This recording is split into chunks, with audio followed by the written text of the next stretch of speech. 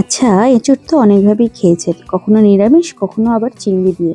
তবে আজ আমাদের হেসেলে প্রথমবার তৈরি হচ্ছে খাসির চর্বি দিয়ে এঁচোড়ের এক দুর্দান্ত যুগাল। আর আমরা তো জানি এঁচোড় তো গাছপাঠা নামেই পরিচিত, আর সেটা যদি খাসির চর্বির সাথে মেলবন্ধন করে তার স্বাদ কিন্তু যে কোনো মাংসের ঝোলকেও হার মানাবে। প্রথমেই আমরা এখানে একটা সিক্রেট মশলা বানিয়ে নিয়েছি। ধনে আর জিরেকে শুকনো খোলায় হালকা করে ভেজে, সাথে রসুন আদা সবকিছু একসঙ্গে ভেজে, পেঁয়াজ কাঁচা লঙ্কা দিয়ে একটা পেস্ট তৈরি করে নিয়েছি।